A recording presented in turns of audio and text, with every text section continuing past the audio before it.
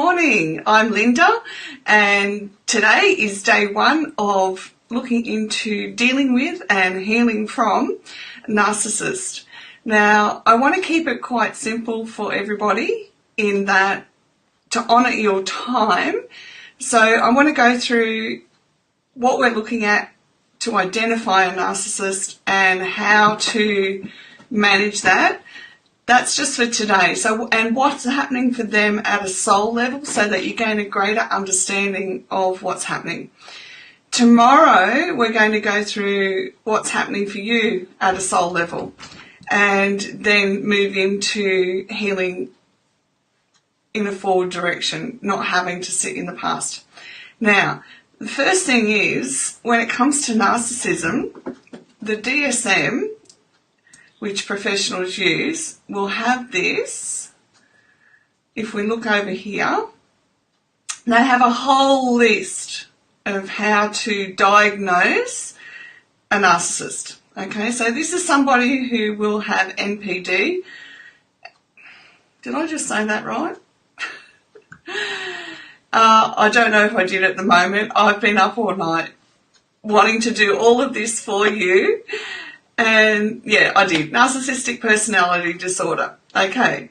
Now, I want to leave this up here for a sec so that you can go through and have a look at what a professional would go through as a list to see if they could actually have a NPD diagnosis. However, that's not what we're here for.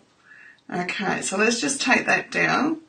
What we're here for is more along the lines of what's happening in our day-to-day life. So these are the qualities that we're going to notice, okay? Now, so we're going to notice that they're highly reactive to criticism, so you can't even offer a point of view, okay? And that can be really challenging, especially when you're in a marriage, okay? Not being able to offer a different point of view, it actually goes right down to the soul. It can become very soul-crushing and soul-destroying when you're in that type of relationship.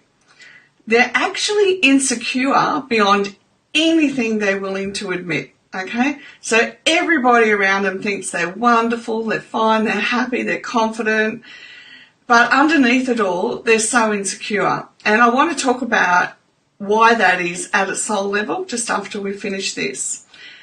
They can be inordinately self-righteous and defensive, and that hooks back into never being willing to admit that they're wrong, okay? You just literally can't say anything to this type of person. And look, it hurts our heart. They react to contrary viewpoints with anger or rage. And if you lived with somebody like this, you will know, sorry, it is living with that type of anger and rage has you feeling like you're walking on eggshells. So every time they come in the door, it's like you go into self-protect mode. What mood are they going to be in? What am I going to have to do? So how do I have to adapt and change to cope with whatever the mood is today? Okay? And they do project onto us the qualities, traits and behaviours they can't or won't accept in themselves. So they're not actually looking at themselves at all and seeing that everything they're accusing us of, they're actually doing themselves. And that's where the crazy cycle comes in, okay? Because you're sitting there and you can see that it's actually their quality, but you can't understand why they can't see it's their quality when it's right in front of them. And then they say, well, no, I'm not like that. And you go, well, how can you not see that you're not like that? But they have zero self-reflection, okay? Zero. So whereas you and I might go and sit down and go, what happened?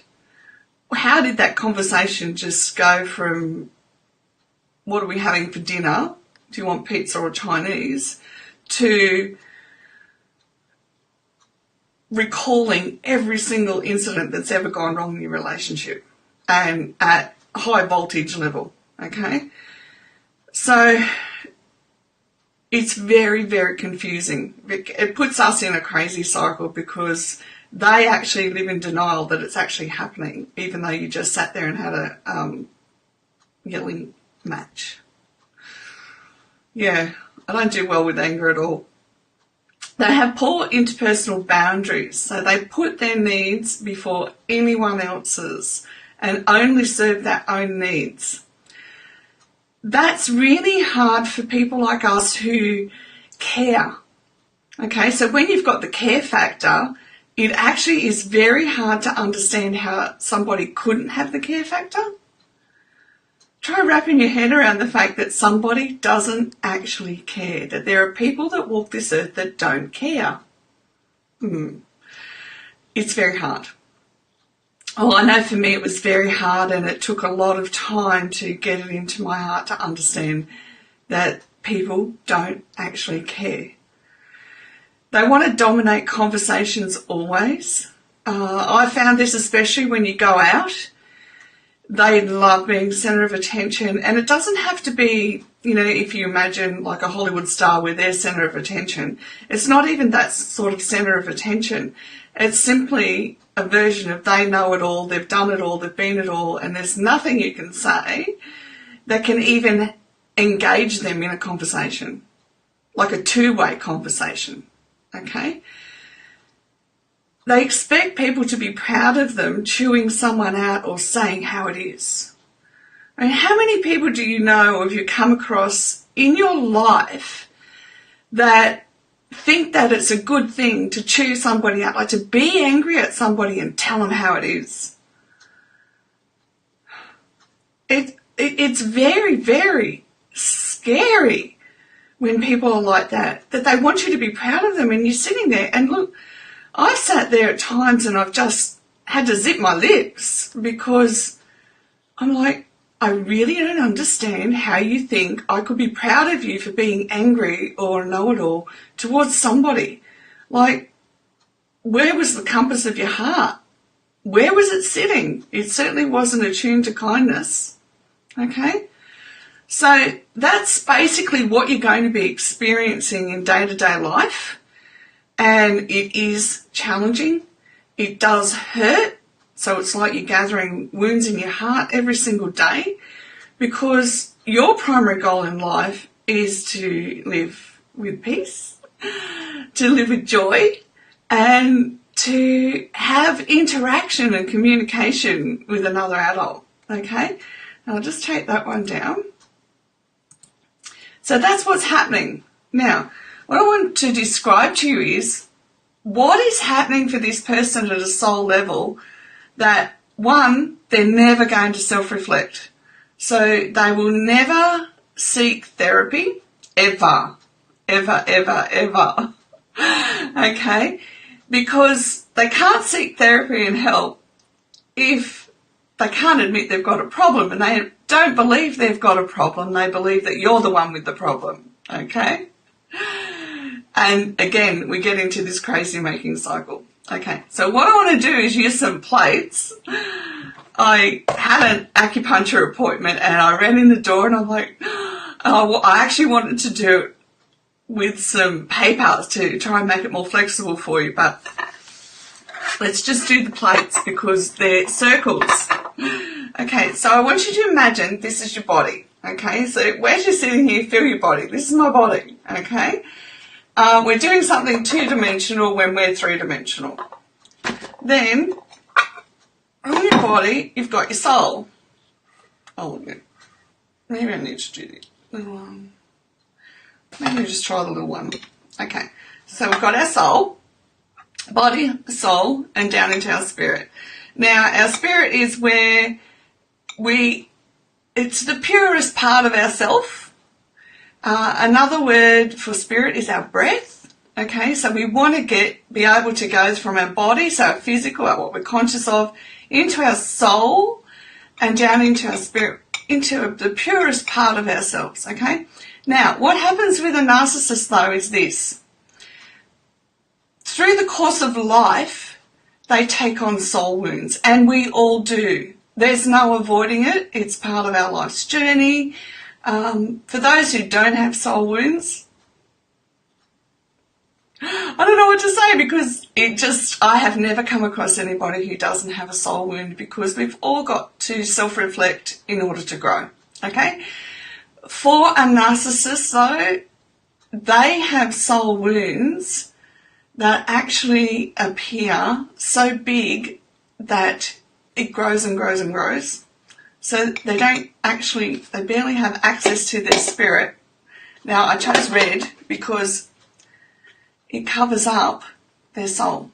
They get so angry. Their anger is the secondary emotion, and it covers the soul wound, okay? So what you're looking at is somebody who, because they won't self-reflect, they don't take any new breath, new life in. So think of breath and life as one thing, because without breath we have no life, we're expired. So they never take in any inspiration. There's nothing built into them at any point in time that is inspiring. They refuse, because they believe a lot of them believe they're God, that they're the centre of the universe, and therefore why would they need to take on any extra wisdom in their life? Okay, your call, but it keeps you very angry. Now, their soul wound has, because it gets no new life, no new inspiration into it, it actually festers like a sore. And then what happens is it becomes bigger and bigger and bigger, angrier and angrier and angrier, so that anything that happens in life, it hits that first. So it never actually gets a chance to hit down in here in the spirit, into the purest part, into the life-giving force of them. It just doesn't get that far. So they're really not living, they're not alive, so they can't sit here and go, oh wow, life's wonderful.